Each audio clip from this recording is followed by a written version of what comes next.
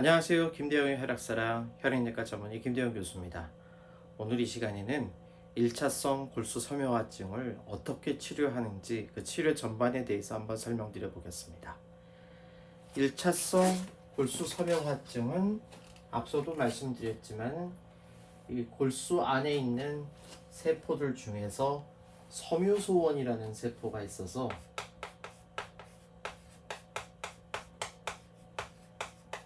이 섬유소원 세포에 유전자 이상이 생기면서 이게 점점 증식하면서 적혈구를 떨어뜨려서 빈혈을 만들고 또 혈소판이 올라가고 비장이 커지고 또 이렇게 섬유소원 세포에서 만들어지는 여러가지 사이토카인이라는 물질 때문에 전신 증상으로 열이 나거나 피로하거나 체중이 주는 그런 증상들이 나온다고 말씀을 드렸습니다. 따라서 과거의 치료라는 것은 이러한 증상을 조절하는 그런 치료들이 대부분이었습니다. 골수에 있는 기능 자체를 끌어올리기보다는 이제 전신 증상이 있으니까 피로하고 열이 나는 거에 대해서 이제 아스피린을 사용을 해서 해열을 시키고 또 이런 피로감을 조금 줄여주는 그런 정도의 치료들을 했었고요. 적혈구가 모자르니까 이제 수혈을 통해서 헤모글로빈 수치를 올리는 그런 치료를 했었고요. 적혈구 생성에 도움이 된다고 되어 있는 남성 호르몬인 안드로겐 계통의 약물을 사용하는데 대표적으로 다나졸과 같은 약제를 써서 적혈구의 생성을 촉진시킴으로써 빈혈을 좋게 만들려는 시도를 한다든지 또 적혈구 조혈 촉진 인자인 에리스로포에틴이라는 것을 주사를 해서 역시 적혈구를 올리는 그러한 시도들, 그리고 일부 이 질환에서 만약에 5번 염색체에 결손이 있다고 하면은 이 골수 이형성 증후군, 골수 형성 이상 증후군에서도 5번 염색체에 결손이 있으면 이제 탈리도마이드라든지 레날리도마이드 같은 약제들이 도움이 된다 해서 이러한 일부의 경우에는 이런 약제를 사용을 해서 조금 도움이 된 적도 있었습니다. 아니면 이제 백혈구가 늘어나고 혈소판이 늘어나는 것 자체를 조절을 해서 혹시 병의 경과를 좋게 할 수 있지 않을까 해서 하이독시우리아 같은 약제를 써서 이거는 일종의 항암제인데 경부로 먹는, 입으로 먹는 항암제인데 이런 것들을 써서 혈소판 수치를 낮추고 백혈구 수치를 낮춤으로써 병의 경과를 조금이라도 늦출 수 있지 않을까 이런 노력들을 했었습니다. 결국은 이러한 모든 치료는 환자의 증상을 조금이라도 줄여주고 이러한 빈혈이라든지 백혈구가 올라가고 혈소판이 올라가는 것 자체를 교정해줘서 증상을 조금이라도 개선해주고자 하는 노력이지 병 자체의 경과를 바꾸지는 못했습니다. 결국 병 자체의 경과를 바꾸기 위해서는 동종조혈모세포 이식을 하는 게 유일한 방법이었습니다.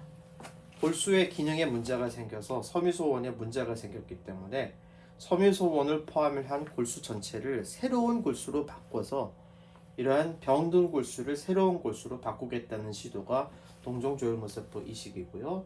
동종조혈모세포 이식은 실제로 병의 경과를 바꿔서 환자를 완치를 시킬 수 있는 유일한 방법이었는데 주로 아까 말씀드렸던 중간 2단계 위험군이나 고위험군과 같이 평균적으로 생존기간이 4년 미만 정도가 될 수 있는, 즉 아무런 치료도 하지 않으면 5년 이내에 환자가 잘못될 수 있는 경우에 선택적으로 동종조혈모세포 이식을 했었습니다. 그렇지만 이 다른 병과는 조금 달리 이 1차성 골수 섬유화증 자체는 또 골수 이식을 했을 때 실패하는 경우도 많이 있어서 사실 성공률이 그렇게 높지는 않았습니다. 이러한 치료들을 적용을 해서도 환자의 어떤 경과를 바꾸기 어렵거나 또는 유일하게 경과를 바꿀 수 있는 동종조혈모세포 이식 자체는 고위험군에만 적용할 수 있고 또 환자분들한테 선택적으로 사용하게 같았지만은 또 이러한 이식에 따른 여러 가지 합병증의 위험들이 많았습니다. 이러한 치료 외에는 사실 별다른 치료가 없는, 사실 우리로 따지면은 의사들 입장에서는 굉장히 뭐라 그럴까요, 무기력하게 만드는, 의사를 무기력하게 만드는 그런 질환이었었는데, 최근에 잭2 억제제라는 약제가 개발되면서 병이 그래도 조금 호전될 가능성이 보이고 있습니다. 이 잭2 억제제라는 것은 앞서 이 섬유소 원세포가 늘어나게 되는 것이 유전자 이상이라고 말씀드렸고, 그 유전자 이상 중에서 대표적인 게 JAK2, 즉 잭2라는 유전자의 이상이 생기게 되는데, 이 잭2라는 유전자의 이상이 생기게 되면은 이 잭2 유전자 이상에서 나오는 여러 가지 물질들이 이 백혈구, 적혈구, 혈소판, 섬유소원을 증가시켜서 성장을 촉진시키기 때문에 이게 늘어나게 되는 거거든요.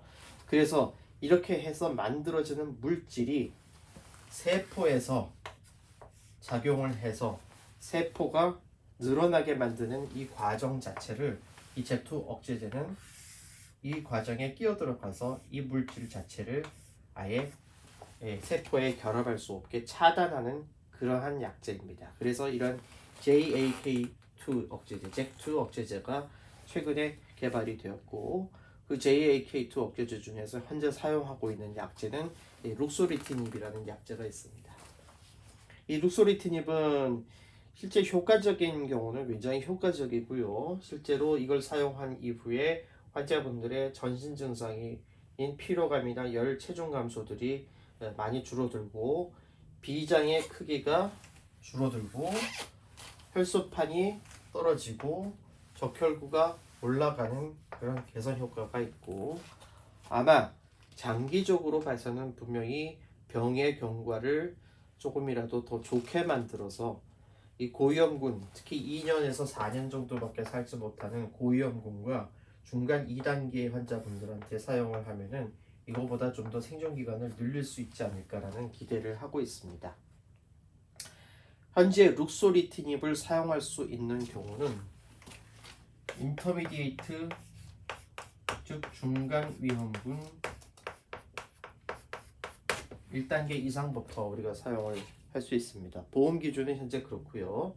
그래서 이 인터미디에이트, 즉 중간 1단계 이상으로 되는지를 확인을 해서 이제 투여를 시작을 하고, 투여 용량은 이제 25mg을 사용하기도 하고, 혈소판 수치에 따라서 20mg이나 15mg을 사용하기도 합니다. 이렇게 투여를 하고 나면서 환자분의 증상을 매달 체크를 하는데, 이 전신 증상에 대한 것을 점수화해서 총 100점 만점 중에서 몇 점인지를 확인을 하고, 처음 약제를 투여하기 전에 증상 점수를 계산한 이후에 6개월 이후에 이 환자분이 증상이 절반 이하로 점수가 줄어들었는지를 확인을 하게 되는데, 만약 절반 이하로 점수가 줄어들었다면 환자분이 약에 대해서 효과가 있다고 판단을 하고 계속해서 투여를 할 수 있게 됩니다. 또는 이렇게 증상 자체가 좋아지지 않았다고 하더라도 6개월 이후에 다시 CT를 찍어보거나 초음파를 찍어봐서 비장의 크기가 현저하게 줄었다고 하면은 역시 반응이 있다고 생각하고서 계속해서 투여를 할 수가 있습니다. 룩소리티닙은 분명히 현재로서는 이 1차성 골수 섬유화증에 사용할 수 있는 유일한 약제이기는 분명한데, 사실 이 약의 부작용이 상당히 있어서 초반에 이 약을 쓰시는 분들을 보면은 초반에 적혈구가 많이 떨어지는, 즉 빈혈이 악화되는 현상이 상당히 많이 일어나고요. 혈소판을 떨어뜨리는 게 분명히 중요한 효과긴 한데, 혈소판이 과도하게 많이 떨어져서 우리가 목표로 하는 10만 개 정도의 혈소판보다 훨씬 더 많이 떨어지는 경우도 있습니다. 그래서 이럴 때는 약제를 줄이거나 또는 일시적으로 중단을 해가면서 약을 잘 현명하게 쓰는 것이 중요하겠고, 여러분들께서는 이러한 부작용이 나타날 수 있는 약이니 이 약의 투여와 이 약에 적용하는 그 기준에 대해서는 담당 교수님을 믿고 신뢰하시면서 담당 교수님의 결정에 잘 따라가시는 게 중요하겠습니다. 자, 정리하겠습니다.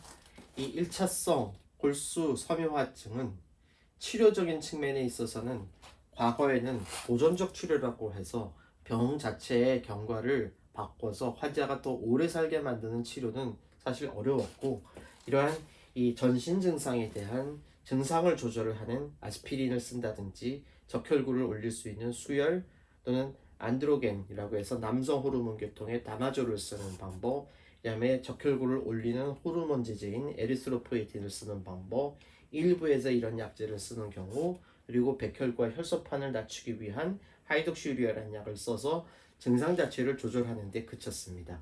결국 근본적인 치료는 종종조혈모세포 이식을 해야 되는데, 종종조혈모세포 이식은 아무나 받을 수는 없고 환자분이 조혈모세포 이식을 받을 수 있는 컨디션이 되어야 하고, 또 이 위험군이 중간 2단계나 고위험군인 경우에만 선택적으로 사용을 했는데, 문제는 동종조혈모세포 이식을 해도 그 이식의 결과가 그다지 좋지 않고 나중에 생착에 문제가 생긴다든지 재발을 하는 문제들이 많아서 아직까지도 해결되기 어려운 그냥 분야였습니다. 최근에 이제 잭2 억제제라는 게 나오면서 이런 이 증상을 조절하고 적혈구 수치와 혈소판 수치를 개선할 수 있는 약제가 개발이 돼서 사용되고 있는데, 그 중에 룩소리티빈이라는 약이 많이 사용되고 있고, 이 룩소리티빈은 보험 기준에 따르면은 인터미디에이트 1 중간 1단계 이상에서만 투여할 수 있고, 투여 용량은 이와 같은 용량으로 투여를 하며, 초반에 이제 부작용이 있을 수 있는데 빈혈이 더 악화된다든지 혈소판이 너무 많이 떨어지는 부작용이 있어서 이럴 경우에는 용량을 신중하게 조절을 해야 되고, 투여하는 기간 동안에 처음에 이런 증상에 대한 점수를 체크해서 점수를 100점 기준으로 했을 때 처음 점수에서 절반 이하로 줄어들게 되면은 6개월째에 그 점수를 기준으로 해서 반응이 있다고 계속 투여를 할 수가 있고요. 또는 이 초음파나 CT를 찍어봐서 비장 크기가 줄어든 것을 확인을 해서 치료 반응이 있다고 판단을 할 수도 있습니다. 어쨌든 이러한 모든 치료는 여러분들이 고민하실 부분은 아니고 반드시 여러분 담당 교수님과 상의를 하시고 담당 교수님의 판단에 따라서 현명하고 올바른 치료를 받으시기를 권고드립니다. 네, 오늘도 혈액질환으로 치료받으시는 저희 환우분들과 그 가족들의 건강과 행복을 기원합니다. 감사합니다.